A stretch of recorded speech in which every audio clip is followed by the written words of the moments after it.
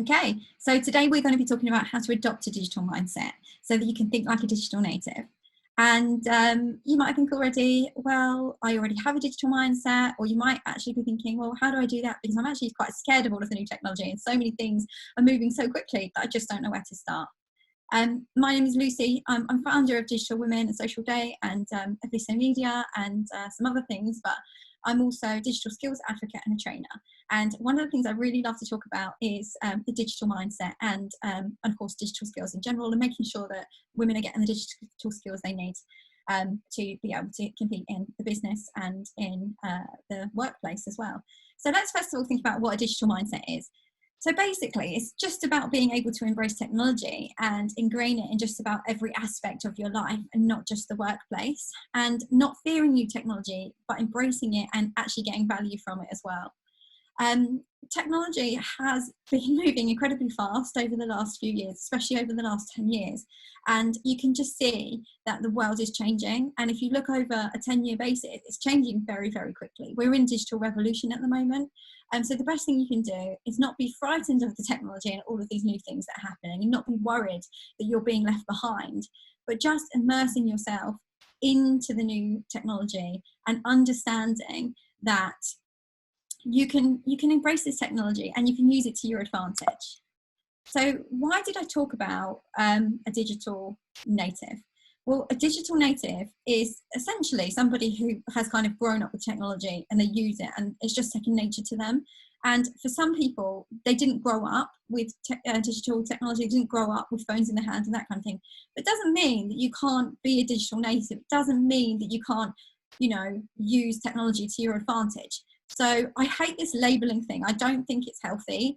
I think that everybody can be a digital native and everybody can be, digitally savvy. Everybody can have this digital mindset of where they're using technology to their best advantage. And I'm going to show you some of the ways how in a minute. And we're going to talk about some of the tools that you might use or you might like to use in the future to make life easier for you. So digital natives offload work to technology easier, so they can focus on the most strategic or judgment orientated work, which only humans can do. And I think this is really important to remember. Technology isn't going to steal your job. People worry that technology is going to take away their job. If they use this technology and they don't have anything to do anymore, then they think perhaps, their role is going to become redundant. But actually it's not. It's going to help you to save time, to be more creative, to be more strategic, to be more judgment orientated. It's going to save you time. Using technology is going to save you time to work better and work more efficiently. I mean, technology over the years has really empowered us, if you think about it. All of us, not just women. But think back to things like simple things like getting a washing machine, for example. So before we had washing machines, people had to stand there and like scrub their clothes and that kind of thing. And it would take hours and hours, and it would mean they didn't have enough time in their day to do other activities. But now we have all of this technology. It means it saves us time to be able to do things that are more worthwhile. Okay, so I want to ask you some questions, and I'd love to see, I'm going to open up the comments box here. I can't see the comments box, so I'll open up the Q&A to you. So perhaps if you can see a comment box, please do comment. But I want to know if this sounds like you. So first of all, are you intuitive, innovator, and an early tech adopter? So are you like a digital native in the way that you see technology, it comes out, you just use it, you adapt it quickly, and you start using it quickly? Are you an advocate for getting others adopting new technologies? I know this is something that I really enjoy doing, just helping other people understand new technologies. Is this something you like to do? Are you the person that's always kind of talking to other people about this new tool, this new feature? I know a lot of our speakers here today are that, because they love to educate and help others to adopt new technology and new strategies as well using those technologies. Do you understand that tech empowers people and actually makes life easier? So we just talked a minute ago, didn't we, about the washing machine, just a very simple piece of technology years ago that actually means that it's saved us so much time. Do you feel like you understand that technology is empowering and it's not frightening? It will help you in the future, and it can help you now. So technology is moving really, really fast, right? I can't see the comments. Yes, I can. Let's have a look. Oh, I can see the chat now. There you go. Nicola says yes to the first question and yes to being an advocate. Definitely. That's great to hear, Nicola. So you have the opportunity to be a leader in your workplace right now by adapting and adopting new technology quickly. And that's really at the core of what a digital native is. So if you can just adapt to what's happening, just embrace it and start using new technologies within your organization, you have an opportunity to be a leader because you're forward thinking. You're not worried that this technology is going to take away your job or it's going to take away your business. You're using it, you're leveraging, and you're creating new opportunities and perhaps even new roles for yourself as well, which is quite exciting. The key is to embrace that digital mindset. Take away the fear and embrace the mindset. Technology is not for the kids. Like all of the new social media tools and apps and that kind of thing that are coming out. TikTok, it's new to the kids as well. It's a new tool that everybody has to learn, not just you. So it's not an age thing. Age shouldn't be a barrier because you can learn, you can quickly adapt to new technology that comes in by just embracing a digital mindset and understanding that technology is on our side. Erica says, definitely half and half. Sometimes I love and immediately adopt something new, and sometimes I just can't see the point yet of another tool or app or technology. Well, Erica, that's a great way of thinking about it, actually, because it's just important on thinking about what you need and why you need it. And we'll talk about that in a moment. You don't have to use everything as it comes out. It's about using the right things. Ruth says, yes, but equally I do focus on things I need, trying to learn everything. For example, I haven't jumped on Clubhouse. Exactly, Ruth. And that's exactly, I agree with that. I think that's really important to know. But 100% embrace the right technology. Yeah, that's what it's about. Finding the right technology, embracing it and not worrying about top technology and not being afraid of it. So the key is to adopt a new mindset to technology, not to fear it. And I say this a lot because it's really important. And over the years, I've worked with so many people, and especially women, who have said to me, you know, I can't do this because I don't feel like I grew up with this. I don't feel like I, understand the technology, or things are changing so quickly. People have cried. Honestly, half the time you're not just trying to help people understand digital, but you're counselling them as well to help them to understand that this is not something they should be afraid of. I don't know if anybody else has ever come across that or agrees with that, but it would be great to hear. I'd like to make this an interactive session. So it's really important to ask, how can technology help me?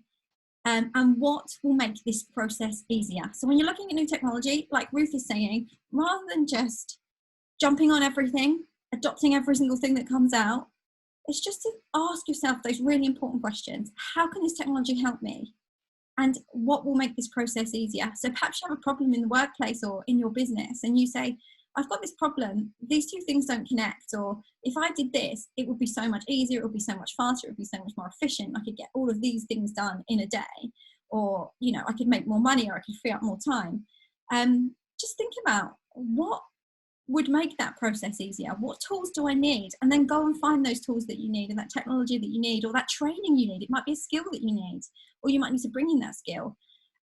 Just try and work out that what it is and find out what it is that you need to make that process easier. And then become immersed in the technology. Become immersed in it, like a digital native would. It's not actually a bad thing to have this mobile phone, to have social media, to have technology at your fingertips. Because actually, although people say we're not sociable anymore, we're more sociable than ever because of social media, because of the tools and the communication tools that have been made available to us. And that's across all age groups. That's not just around millennials and Gen Z and that kind of thing. We're talking about, you know, boomers. They're using Facebook and talking to each other more than ever. So just become immersed in the technology and understand that tech is your friend. And of course, be willing to learn and be curious. Keep your mind open to new things. Just by coming to this event and coming to the event yesterday and today and being open and willing to learn means that you are curious and you are excited about digital and technology and what it can do for you and your business as well. Okay, so let's think about, again, digital natives and what they expect from technology. So the future workplace allows them to be connected at all times and from anywhere. And I think we all expect that now, because we've been in a global pandemic. So what's happened is we have been at home, we haven't been able to go into the office. So we've needed to be able to connect anywhere.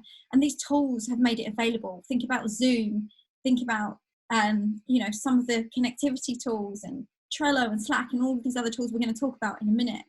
This technology has allowed us to connect with anyone from anywhere in the world. Sometimes the broadband technology does let us down, but essentially we can connect anywhere. We expect seamless integration of technology as well. So it can be really frustrating when you do pick up a piece of technology and it's complicated and it's hard to use. It just needs to be simple and easy to use and easy to understand. So let's have a quick look at some of the apps that aid digital natives in navigating their days, or people who are adopting digital technology in all parts of their life. And these are tools you've probably heard of, and they're very simple. So I'd like you to just put in the comments box if you have heard of them. And I expect you have, but I'd just like to get an idea if there's anybody who hasn't. Okay, so think about digital team collaboration tools like Slack and Trello. Do you use those? Put in the comments box and let me know if you do. These tools help us to collaborate with our teams and talk to each other in a way that we've never been able to do before. Sometimes Slack, ClickUp, life-changing. Trello, yes to both. Yeah, Georgia says no at the moment. Yes, Trello for sure. So we have some very keen users of some of these tools already. But yes, these tools straight away can really, really help you to just make sure that you're able to collaborate with your team much easier and better and become organised. Sarah's talking about ClickUp, which is something else you could look at as well. And Susie says no, but hope to as my team expands. So let's have a look. We can't do a poll, so I haven't got the poll feature set up. I think, oh, well, here we go. Are you using tools? No, I can't do it. Oh, well, we'll use the comments box to, sorry about that. Me and the technology now. We use the comments box to try and get an idea, gauge an idea of where you are with that. Okay. My internet's slightly failing me today. Here we go. And are there any other tools that you might use for collaboration that you could put into the comments box as well and share with other people on this presentation today? Please do share them if there are. Okay, so Zapier, or If This Then That. Do you use digital app integration tools, which obviously connect other apps, some apps to other apps? And this is really great. So if you're using certain products, so for example, we have a membership called Digital Women, and in there we have loads and loads of resources and content. We use Zapier to connect our MailChimp, and we use Zapier to connect with different tools so that it all comes together seamlessly, so it feels like it's one piece of technology rather than 15 pieces of technology, for example. So are you using app integration tools like Zapier and If This Then That? And if IFTT, and if you are, what are they? I'd love to know. Please share that in the comment box. Personal assistants, who's not using one? I feel like personal assistants will become more and more ingrained in our life over the next few years as well. So you've got Google, your Google Assistant, and you've got Alexa.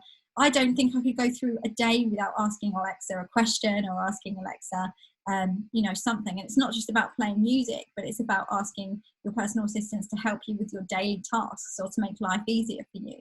And you know, we are going to be able to start using personal assistants in the future to do some very, very interesting tasks for us, especially as the AI gets better as well.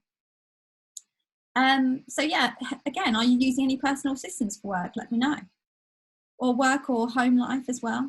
Do you use design tech? One of my favorite design tools is Canva, and it's just made everything that's so simple. Because if you think about it, 10 years ago, we didn't have Canva. So you would have had to pull in a designer to make something very fast, or you would have had to use Photoshop, which is a skill to learn in itself.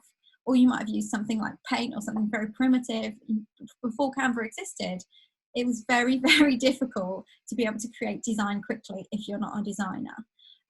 So yeah, do let me know if that is something that you do use. If you love using Canva, I can see the comments now. Canva is great. And some of you are saying, Alexa is used every day in my home. Siri's my bestie.